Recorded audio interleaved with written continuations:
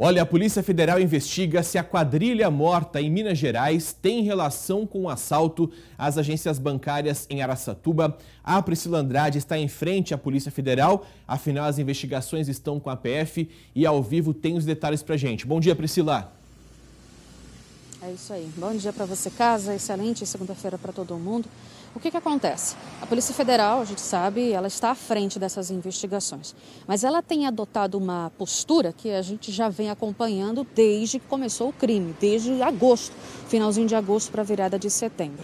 O que a gente vê aqui agora, nós estamos em frente à sede da Polícia Federal aqui em Araçatuba, é que dos portões para fora, a vida continua normal. A questão é o que está acontecendo por trás dessas paredes, é o trabalho de inteligência que não para. Justamente a intenção de não divulgar detalhes de investigações é para não comprometer o resultado das futuras operações. Um resultado de trabalho de inteligência que a gente viu na madrugada deste domingo com uma ação que aconteceu em Varginha, uma cidadezinha menor do que Araçatuba, que fica ao sul de Minas Gerais.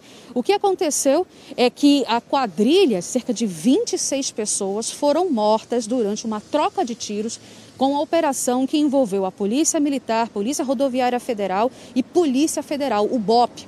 Essa quadrilha, segundo as investigações, apontam que estavam com um ataque iminente a esta cidade. Essa ação, inclusive, já está sendo considerada pela polícia como uma ação histórica de combate aos criminosos por conta desse crime denominado Novo Cangaço.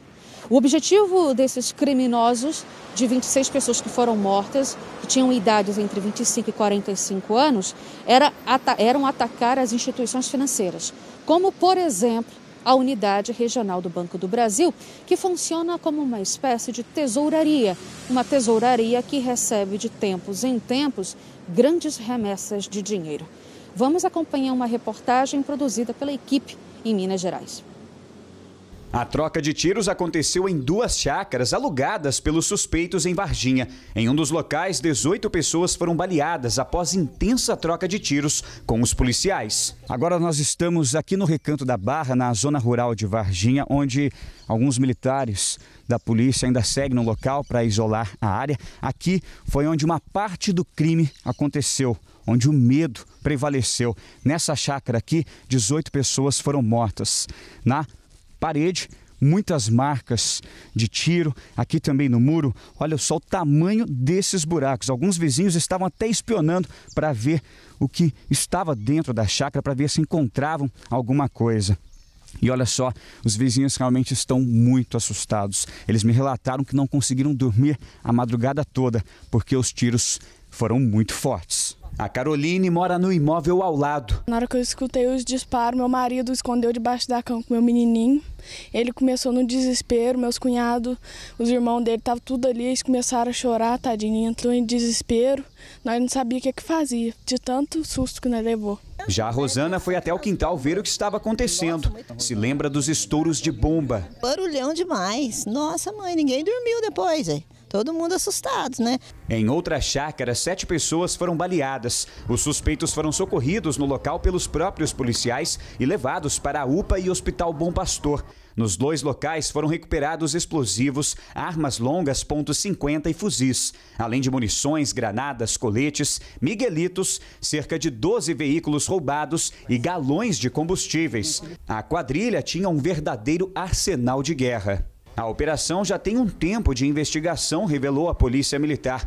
Após denúncias anônimas de movimentações estranhas no município e rodovias, a Polícia Rodoviária Federal e o BOP foram acionados para abordagem ao grupo. O comandante do BOP explica que a intenção era prender os suspeitos, mas não teve como após serem surpreendidos com disparos. Alguns suspeitos até tentaram fugir pelos fundos da chácara. A estratégia foi adotada no sentido de aproximarmos do local e proceder à abordagem. Acontece que no momento da aproximação, eles tinham pessoas ali numa situação de sentinela, de guarda do local, que ao identificar a presença policial, já iniciaram disparos de arma de fogo. Diante disso, as equipes para defender a sua vida, a sua integridade física, tiveram que revidar os disparos. Um caminhão com um compartimento secreto foi interceptado no município de Muzambinho. A Polícia Rodoviária Federal disse que o veículo seria utilizado para a fuga dos 26 bandidos. Nenhum cidadão e policial foram feridos durante a ação. A identidade dos homens mortos ainda não foi divulgada. Os corpos foram removidos para o Instituto Médico Legal em Belo Horizonte, onde serão submetidos a exames de necrópsia e identificação. Pois é, só fazendo uma correção, essa operação ela foi feita pelo BOP, que é o Batalhão de Operações Especiais da Polícia Militar de Minas Gerais, e não da Polícia Federal, como eu acabei de falar. Após esse desmanche dessa ação, dessa quadrilha em Varginha, houve uma coletiva de imprensa realizada ainda ontem e, além de explicar como foi o mote, como foi a abordagem e a atuação desses braços da polícia, também foi revelado, também foi explicado alguns indícios que mostram que o caminho de que essa quadrilha, que foi essa ação criminosa, esses criminosos que foram mortos pela polícia, poderiam ser a mesma quadrilha que atuou aqui em Araçatuba. Por quê? Segundo a equipe antibomba, identificou uma espécie de assinatura na produção dos materiais explosivos. O que isso significa? Que aqueles explosivos que foram recolhidos em Araçatuba no fim de agosto foram comparados com o armamento, com os explosivos que foram encontrados também em Varginha. E isso a polícia chamou de assinatura desses criminosos, que poderiam ser o caminho, poderiam se tratar da mesma quadrilha que atuou aqui, mas não para por aí. Além do armamento pesado, que também aponta essa coincidência, há uma outra. Os veículos que estavam sendo pintados com uma tinta preta, em spray. Havia um veículo que estava sendo pintado com essa mesma cor, com uma tinta de spray, no momento que a operação começou. E isso equipara também a um dos veículos que foi apreendido durante essa ação desses criminosos. Algo que também chama a atenção é a questão do modo, porque segundo a investigação da polícia, esse QG que se instalou em Varginha já estava com ataque iminente.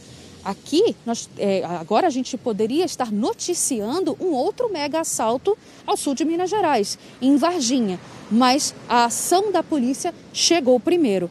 Mas, de acordo com as investigações, essa ação criminosa estava pretendendo fazer a mesma estratégia que aconteceu em Araçatuba, que se chama domínio de cidade, que consiste em quê? Em causar o terror em um tempo determinado para fazer com que as pessoas não saiam de casa.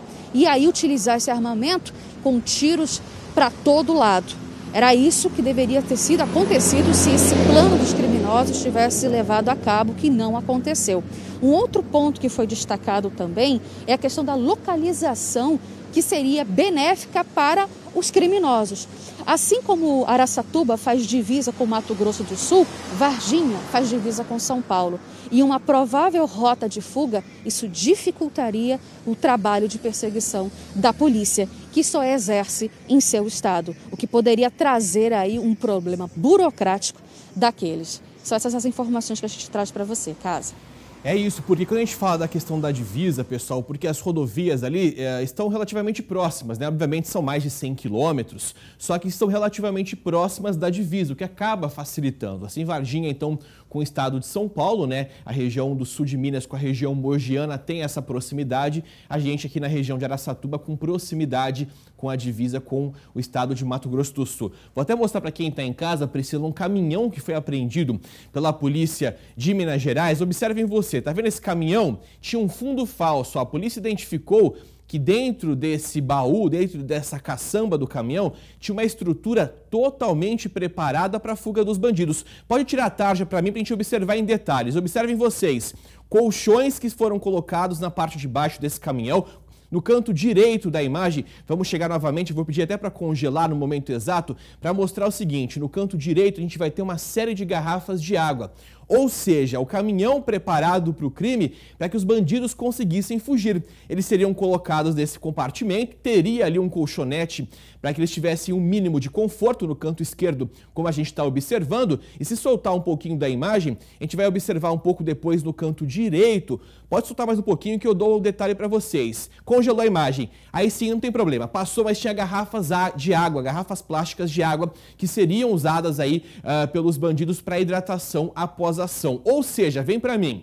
Eles tinham toda uma estrutura e agora, sabendo como seria feita a fuga desses bandidos em Minas Gerais, ao que tudo indica, se realmente confirmar, Priscila, a fuga dos bandidos em Araçatuba pode ter sido semelhante, até porque não se sabe exatamente como os bandidos deixaram a região noroeste paulista.